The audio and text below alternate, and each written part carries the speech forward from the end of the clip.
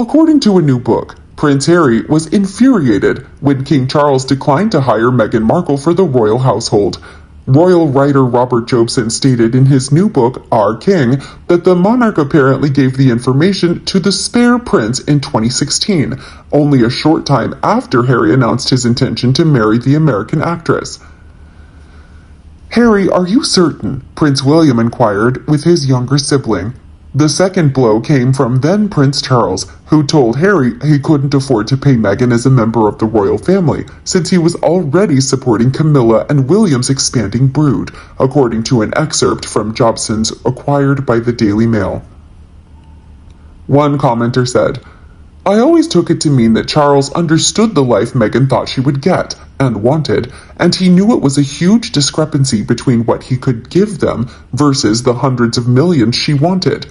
And maybe he thought once she was told there weren't huge stacks of cash for her, she'd back out and find a bigger whale." The problem was that Meghan had no other fish on the line, so she had to take Harry. I think there are many things the Harkles quote from other royals that are true. They just spin the context around them. The issue is that anyone with a brain will have warning bells going off that it makes no sense. Just like the "Pa didn't have money for us." It's true, it's just not the whole story and not the truthful context. Jobson, who co-wrote 2 books on Princess Diana with her former bodyguard Ken Worf, stated that this infuriated Harry. One of the early disagreements between father and son was sparked by the bombshell. Harry's calls were no longer answered by Charles after his son yelled at him and demanded money repeatedly. Charles responded that he wasn't a bank when the Queen questioned him about why he hadn't caved in, according to Jobson. Charles gave them a substantial sum as they transitioned towards financial independence. While working royals, 95% of Harry and Meghan's income was via the Duchy of Cornwall, controlled by Charles, and 5% from the sovereign grant, public funds. They were cut off from that in mid to late 2020. The Duke of Cambridge inherits and controls the Duchy of Cornwall money, which is now William.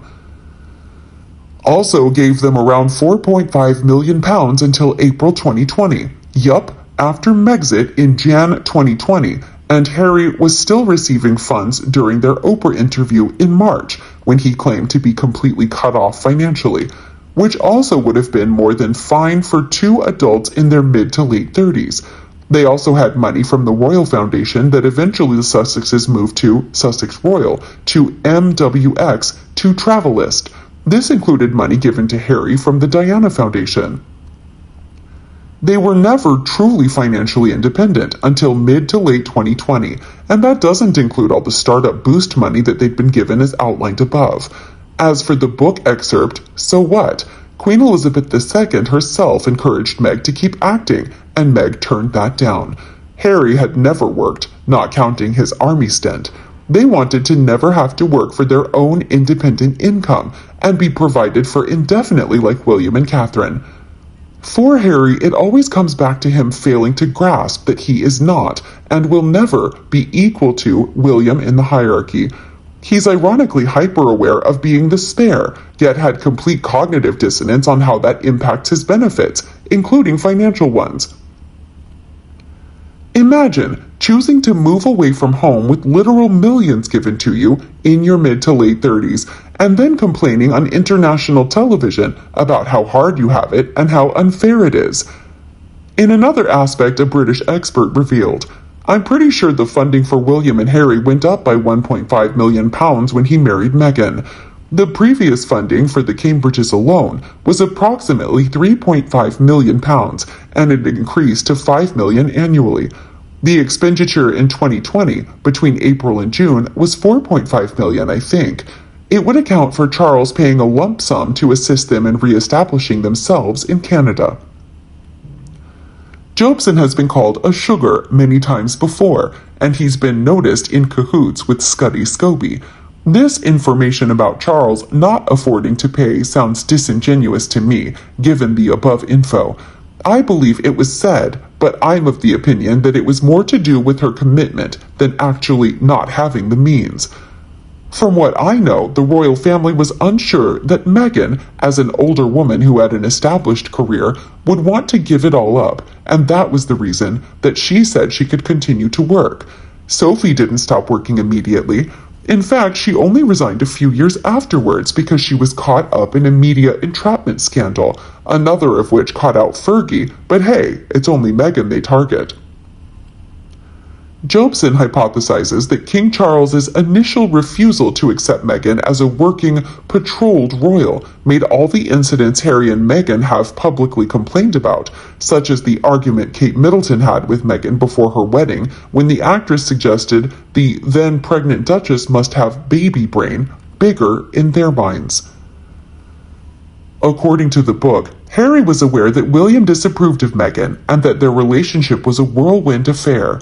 Their first encounter left Meghan with the impression that Kate was standoffish, and this unpleasant feeling persisted throughout their time together as in-laws. Even Queen Elizabeth became tired of the couple's antics, especially after their 2021 Oprah interview, in which they harshly criticized the monarchy and claimed that the family had rejected Meghan because of their beliefs. Jobson said that the late Queen thought Harry was so consumed by his love for his wife that it was clouding his judgment, and that the Sussexes' actions were quite mad. I suspect that Buckingham Palace did a pretty thorough background check on our slithering Meghan and realized that no matter how much internet cleansing they do, her unroyal cruelty, lying, rich man chasing, sexy girl modeling, and alleged yachting activity would eventually come to light. I think King Charles wanted his son to think about the funds, especially since Meghan would explode if she heard what they know. Basically, that background check gave everyone a heads up about the Meghan problem, behind Prince William's suggestion that has slowed down with his relationship. It is possible that Buckingham Palace did give Has a heads up about their background check. Harry shares with Meghan, Meghan exploded, and that's what Has is insisting they apologize for. That would make sense, and since the facts are true, but Has still believes his favorite-smelling wife were all that silly standoff. Even though there is clearly animosity between the spouses, May 6th will see the King's coronation, and viewers may see yet another reconciliation.